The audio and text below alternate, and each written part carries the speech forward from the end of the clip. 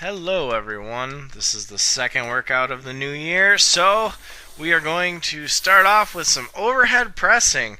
And believe it or not, Glenn is already up to doing multiple sets with 135 pounds. So that came back really fast, and I thought he was only going to go for 5 reps. And you can kind of hear it in my voice as he's doing the set, but he just kept pushing, and he went as many reps as he could. So that was a really good start to the workout, and he decided to go ahead and do 5 sets with 135 pounds. So that was really good to see. He was definitely working hard on this workout. And for me, I'm still really feeling sore 2 days after doing all of that benching, and I wanted to just do 155 and see how many reps I could get on the first one, shooting somewhere between 8 and 10, and I did end up with 8. So that set the benchmark for the rest of the night for me. I was going to do 3 sets of 8 on the overhead press. And you can see that both Glenn and I are using the belt. That is because Glenn and I are still both feeling a lot of soreness in both the lower back and the upper back from that heavy farmer session. That was the first time Glenn's attempted farmer since he's come back from his surgery. So of course he's going to be sore from doing that. And that was a lot more weight than he's handled with a deadlift or a squat. And definitely every part of him was sore to the point he almost didn't want to work out. And you notice normally we would be doing deadlifts. Neither of us wanted to do deadlifts this session. We decided to push it off for later in the week. So here I am on my second set. I'm putting on the belt because I too am sore, feeling it a lot in the upper back. I think doing the inverted rows in combination with the back work really beat up my traps more than I would expect. A little bit in the lats too. And I just wanted the stability, just throw it on there. And most of the time I overhead press with no belt. So throwing it on every once in a while is not going to hurt anything. And as we all know, in both powerlifting and strongman, you're always going to put a belt on. But following this, we did move into some pull downs. The first set, we started off with 150 pounds, did as many reps as we could there, and then we lowered the weight to 125 pounds for the rest of the sets. We ended up trying some different variations on hand width and going from the pronated to supinated grip, so palms away from you to palms facing you. Just trying to get all the different angles there. And it definitely was a pretty good pull-down workout. But I am kind of tired of talking about this, and so I'm going to throw some music on here. I'm going to speed up some of this, and I will catch up with you on the next exercise.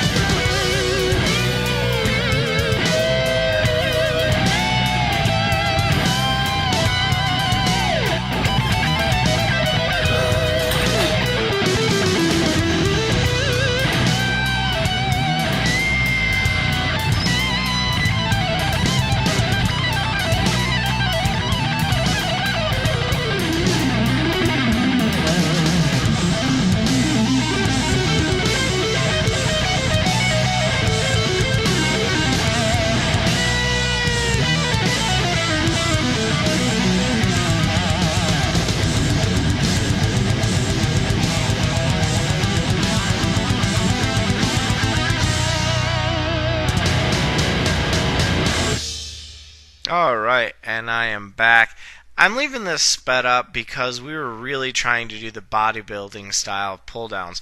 We were trying to do a 3-3 tempo, 3 down, 3 up, and as you can see towards the end we're pulling down faster. That's because it became so difficult we actually couldn't pull the weight down slow.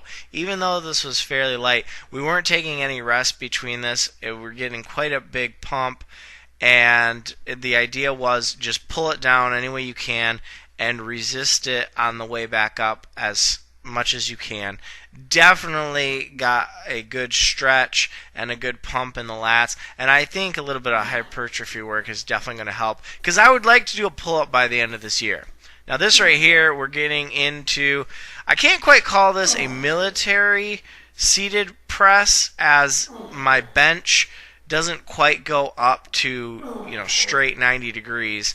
You've got a little bit of a lean back there, so it's somewhere in between a seated military press and an inclined bench. It's definitely not low enough to put a lot of emphasis on the chest, but you do get a little bit of chest activation out of this. So what I wanted to see is where we were at in this exercise. I honestly cannot remember the last time we've done this exercise. Normally when we do try and do seated overhead press, we do it without a back support. But because my back was still feeling sore and Glenn was feeling pretty unstable there, we decided let's throw the bench in there and see where we're at. So it definitely allows us to use more weight than we would if we were doing a standing overhead press, and really lets you focus on the shoulders and the triceps. And like I said, a little bit of pec activation, but not a lot. And here is Glenn with 155 pounds, and he's repping this out. This is something he attempted to do with a standing overhead press, and he could not do. So definitely letting him overload the movement and get some work in that he wouldn't otherwise be able to do if he was attempting to do it all standing.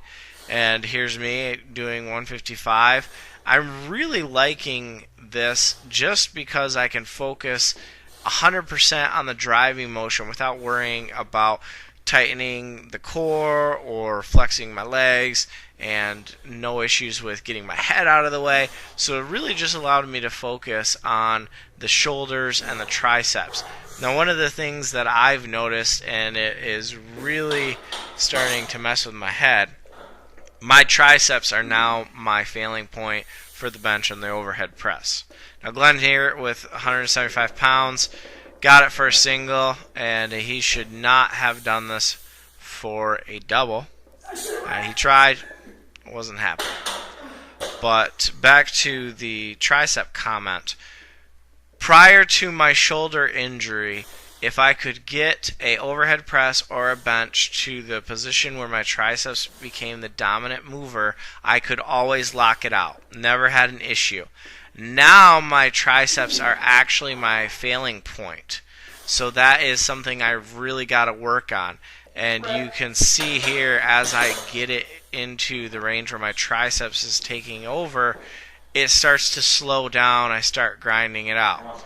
Took the weight back down for Glenn here, and he's really focusing on trying to get some strength back, obviously, but some hypertrophy as well. So we want to make sure he could get a couple of reps in with 155 before he was done.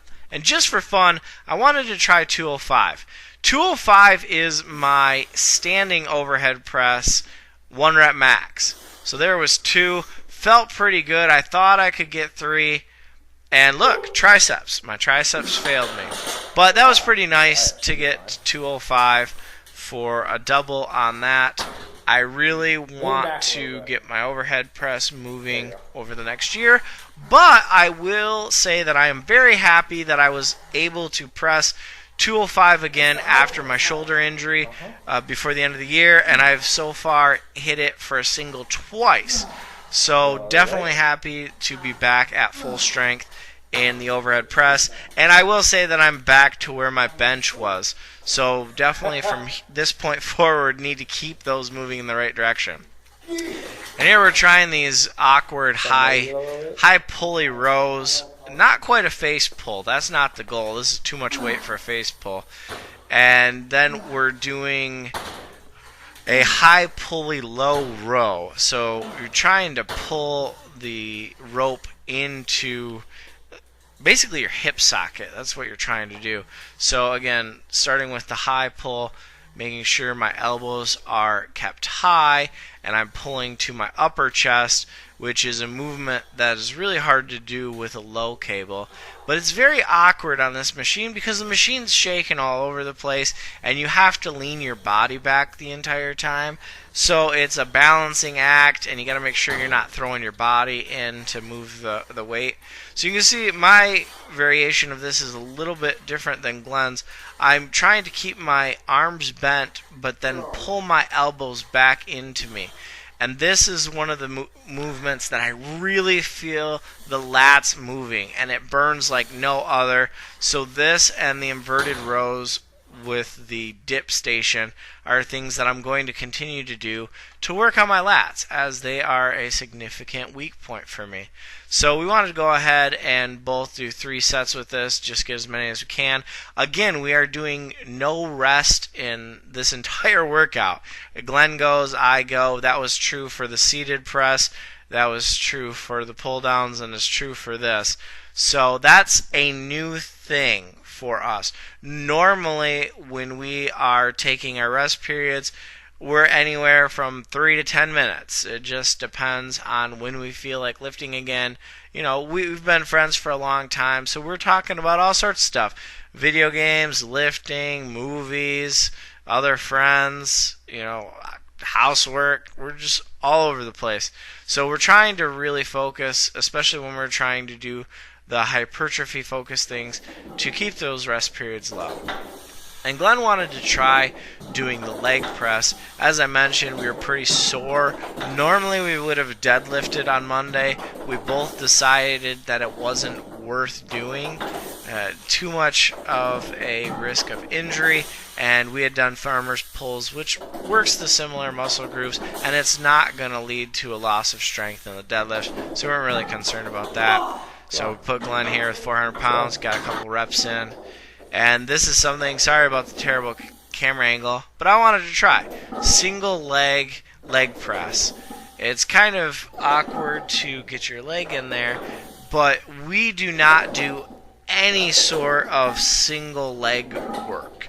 Everything is done with both legs, which could lead to one leg compensating for the other. If you have a lagging leg or a lagging quad, or even skeletal imbalance where one leg's bigger than the other, if you never do any isolated single leg movements, you're not going to make sure that both legs are pressing even and strong.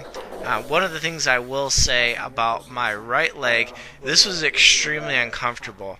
I do have a cyst that has formed on my right hip, right at the place where the bone meets the quad.